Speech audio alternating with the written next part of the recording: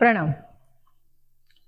हमारे वीडियोस के नीचे बहुत अच्छे अच्छे कमेंट्स आते हैं, तो ऐसे ही हमारे एक अमित भाई ने बहुत ही सुंदर सी कमेंट की है कि दीदी काल भैरव अष्टक के बारे में कुछ बताएं। यानी काल भैरव अष्टक का अनुष्ठान हम कैसे कर सकते हैं, कब कर सकते हैं, तो इस विषय पे आप वीडियो बनाएं। तो बहुत ही सुंदर सा विषय आपने हमें बताया है।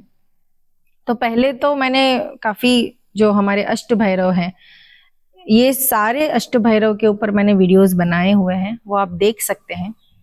लेकिन हमारे काल भैरव यानी जो भगवान शिव के अवतार है, यानी भगवान शिव के हुंकार में से जो भैरव बाहर निकले, उसमें से पहले थे हमारे काल भैरव जी। तो आप सभी जानते हैं कि काल भैरव काफी उग्र देवता हैं। तो काफी मंत्र मैंने बताए भी है कि काल भैरव जी की साधना कैसे करनी है, हमें क्यों करनी चाहिए, इस विषय पे तो हमने बात की है। लेकिन जो काल भैरव अष्टक है, तो ये अष्टक की साधना हम कैसे कर सकते हैं और क्यों करनी चाहिए, जो कि सभी को पता है कि काल भैरव जी की साधना हम शत्रु से छुटकारा पाने के लिए करते हैं, या तो फिर जो लोग भयभीत रहते हैं, हमेशा उन्हें किसी ना किसी चीज की परेशानी रहती है, कुछ डर सा लगा रहता है, तो ऐसे में आप ये काल भैरव अष्टक की साधना कर सकते हैं। यानी काल भैरव जी हमारे सारे दुख दर्द दूर करने वाले हैं। अगर कोई ग्रहों की पीड़ा भी है, उससे आप परेशानी अनुभव कर रहे हैं, तो ऐसे में भी आप ये काल भैरव अष्टक का पठन कर सकते हैं। तो मैं आपको कहना चाहूंगी एक चीज कि आप जब कभी कोई भी अष्टक हो या फिर कोई भी स्तोत्र हो, इसका पठन करने से पहले हमें वो अष्टक या स्तोत्र, उसका जो अर्थ होता है, हमें पहले अभ्यास करनी चाहिए। जैसे श्री सूक्त का हम पठन करते हैं, या फिर पुरुष सूक्त का हम पठन करते हैं, या फिर विष्णु सहस्त्र नाम का पठन करते हैं। तो ये जो सारे अष्टक हैं या स्तोत्र हैं, इसका थोड़ा अभ्यास करना जरूरी है। सारे अष्टक हो या फिर स्तोत्र हो, वो किसी ना किसी भगवान की स्तुति, यानी उनका स्तुति करने का एक जरिया बताया गया है, ये अष्टक हो या फिर स्तोत्र है। जैसे हमारे ये काल भैरव जी का अष्टक है, तो वो अष्टक का अगर आप अभ्यास करेंगे तो उसमें काल भैरव जी की और शिव जी की स्तुति यानी प्रशंसा की गई है। आपने पढ़ा होगा काल भैरव अष्टक, जिसमें पहला है देव्य राज सेव्यमान पावनाधि पंकजम व्याल यज्ञ चित्रमिंदु शेखरम कृपाकरम नारदादि योगी वृंद वंदितम दिगंबरम काशिका पुराधिनाथ काल भैरवम भजे। यानी जो देवों के देव इंद्र हैं, वे भी हमारे काल भैरव जी की स्तुति करते हुए दिखाई दे रहे हैं। जो नारद जी हैं, वे भी काफी उनकी स्तुति कर रहे हैं। तो हमारे देवों के देव जो महादेव हैं, शिव जी हैं, वो दिखने में कितने सुंदर हैं, उसकी स्तुति की गई है। पूरा अष्टक अगर आप इसका अभ्यास करेंगे तो उसमें आपको देखने को मिलेगा कि उसमें पूरा काल भैरव जी का वर्णन किया है।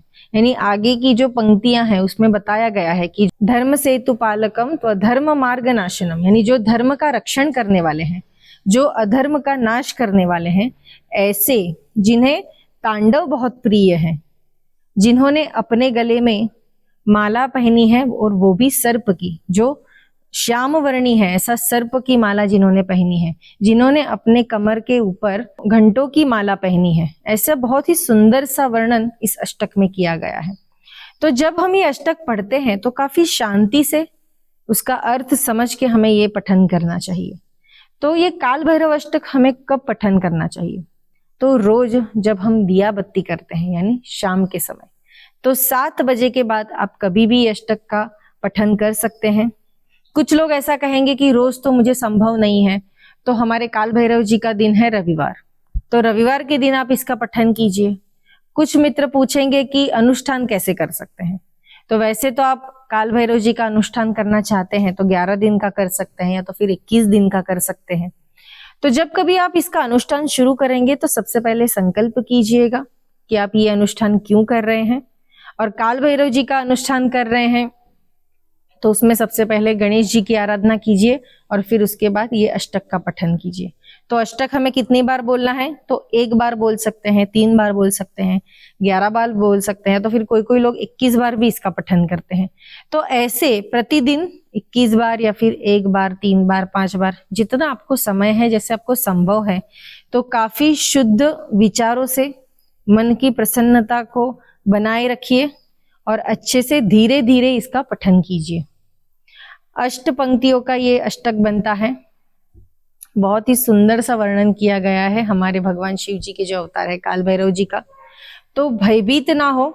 कभी कभी जब हम काल भैरव जी की साधना करते हैं तो कुछ अलग अनुभव आपको आ सकते हैं, तो उसमें आप भयभीत नहीं होइएगा, क्योंकि कोई भी देवता का जब हम अनुष्ठान करते हैं तो अच्छे मन से जब हम कुछ चीजें करते हैं तो भगवान भी प्रसन्न होते ही है और कुछ अच्छे संकेत हमें देना चाहते हैं या तो फिर कुछ अच्छी अनुभूति भी देना चाहते हैं। तो कभी कभी कुछ साधक डर जाते हैं, जो कि हम उग्र देवता की साधना करते हैं तो हमें डरना नहीं चाहिए। डर तो सभी को लगता है, ऐसा नहीं है कि कोई नहीं डरता है, लेकिन संयम रखिए, सोच विचार करिए। जो भी अनुभव आपको आ रहा है वो आप अपने पास ही रखिए, किसी और के साथ उसे शेयर नहीं कीजिएगा, क्योंकि वो जो भी अनुभव है वो आपका खुद का है, वो आपको मिली हुई एक एनर्जी है। तो वो एनर्जी आप किसी और के साथ न बांटें, अपने भीतर ही रखें। अगर कोई प्रश्न है कि ये अनुभूति कैसे आई है और इसका क्या अर्थ हो सकता है, तो आप मुझसे बात कर सकते हैं, या तो फिर अगर आपके कोई गुरुदेव हैं, अगर आपने कोई गुरु की दीक्षा ली हुई है या कोई परंपरा में है, तो अपने गुरु के साथ इस विषय पे चर्चा कीजिए, किसी और के साथ आप ये अनुभव मत बांटिएगा। तो ये अनुष्ठान जब हम करेंगे तब आपको धुले हुए वस्त्र पहनने हैं। कुछ लोग पूछते हैं कि काल भैरव जी की साधना करते समय मैं अगर काले रंग के वस्त्र पहनूं तो, अगर संभव है तो पहन ही सकते हैं, लेकिन ऐसा कुछ नहीं है। जो संसारिक लोग हैं वे जब अष्टक का साधना करेंगे, रोज अगर रात के समय या शाम के समय जब दिया बत्ती करते हैं तो उस समय आप एक बार बोले, अपने बच्चों को भी इसका पठन करवाइए, क्योंकि हमारे बच्चे काफी जगह घूमते रहते हैं, खेलते हैं, तो कभी कभी कुछ नेगेटिव चीजें भी उनके साथ जुड़ जाती है। आप सभी ने देखा होगा कि कभी कभी कुछ बच्चे बहुत चिड़चिड़ करते हैं, या तो फिर घर पे आने के बाद वो रोते ही रहते हैं, कहीं मन नहीं लगता है उनका, खाने में पीने में भी थोड़ा दिक्कत देते हैं, चिड़चिड़ापन बढ़ता हुआ देखने को मिल रहा है आजकल बच्चों में। तो कभी कभी ऐसा हो जाता है कि वो कहीं घूमने गए हैं तो वहां से कुछ चीजें जुड़ जाती है उनके साथ, और फिर हमारी तो संस्कृति पहले से रही है जो आजकल लोग भूलने लगे हैं कि जब हम बाहर से आते हैं तो सबसे पहले हम पाँव धोते हैं, हाथ धोते हैं, या तो फिर स्नान करते हैं। तो ऐसे हमारी बिजी शेड्यूल में ये सारी चीजें छूट रही है। अगर संभव है तो ये जरूर इसका पालन कीजिए। कहीं बाहर जाके आते हैं तो काफी लोगों को मैंने देखा है कि आते तो वैसे बस शूज उतार के सोफे पे बैठ जाते हैं, तो ऐसे नहीं कीजिएगा। बाहर से आते समय हम कुछ चीजें हमारे साथ लेके भी आते हैं, तो अच्छे से पाँव धो के, हाथ धो के, फ्रेश होके आप बैठिए। बच्चों को भी ये आप संस्कार दें कि कहीं भी जाके आते हैं तो अच्छे से पाँव धो के ही बैठना है घर में। तो ये अष्टक का पठन ज्यादा से ज्यादा बच्चों को भी करवाएं, ताकि वे भी आगे जाके इसका पठन अच्छे से कर सके, उन्हें भी सिखाएं। तो जो अनुष्ठान कर रहे हैं 3 दिन का, 5 दिन का, 7 दिन का, 11 दिन का या फिर 21 दिन का, तो रात के समय करना है, यानी 7 बजे के बाद कोई भी समय आप ये कर सकते हैं। 7 बजे से लेके 3 बजे तक, यानी जो हमारा ब्रह्म मुहूर्त है, इस दरमियान आप कभी भी काल भैरव जी का अष्टक का पठन कर सकते हैं।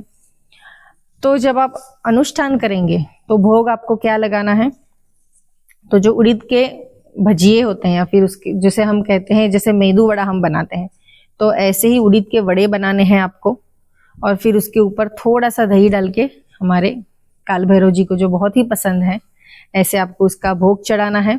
अगर रोज आपको नहीं फा रहा है तो अगर आप दूध और शक्कर भी दिखा सकते हैं, या तो फिर गुड़ दिखा सकते हैं, या फिर पूरा अनुष्ठान खत्म हो जाने के बाद जब आप इसका हवन करेंगे, हवन भी उतना ही जरूरी है, तो जब कभी आप इसका हवन करेंगे तो आहुति देते समय आप अखंड जो काले उड़द रहते हैं उसका भी भोग दिखा सकते हैं। तो ऐसे ही आप अष्टक का अनुष्ठान जरूर कीजिएगा, या तो फिर रोज एक बार भी आप बोल सकते हैं। जितने दिन आपको फा रहा है उतने दिन आप ये कर सकते हैं। अगर आप कहीं ट्रैवलिंग कर रहे हैं तो अगर आप कहीं पे जाके कहीं और जाके भी बोलना चाहते हैं तो बोल सकते हैं, ऐसा कुछ नहीं है। काफी लोग मुझे पूछते रहते हैं कि अगर हम ट्रैवलिंग कर रहे हैं तो क्या हम ये चीज कर सकते हैं, तो हाँ बिल्कुल आप कर सकते हैं। कहीं भी जाते हो तो भगवान जी तो हमारे साथ रहते ही है, तो अच्छे से उसका मंत्रोच्चार करें, अच्छे से उसका पठन कीजिए, और फिर मुझे बताइए कि आपको क्या अनुभव आ रहे हैं। जो भी आपके जीवन में संकट है या तो फिर कोई भी परेशानियों से अगर आप गुजर भी रहे हैं, तो वो सारी चीजों में से मुक्ति हमें काल भैरव जी जरूर मिलाते हैं। आजकल नजर लगना, एक दूसरे की अनदेखाई होना, ये सारी चीजें काफी बढ़ रही है। तो ये सारी चीजों में अगर आप बंधन करना चाहते हैं तो काल भैरव अष्टक आप ही के लिए है, तो इसका जरूर पठन कीजिए। तो मिलते हैं अगले एपिसोड में ऐसे ही एक अच्छे विषय के साथ। तब तक हमारे इस चैनल को अगर आपने सब्सक्राइब नहीं किया है तो जरूर कीजिएगा। अच्छे अच्छे कमेंट्स तो आप करते ही हैं, लाइक कीजिए और ज्यादा से ज्यादा वीडियो शेयर भी कीजिएगा। धन्यवाद।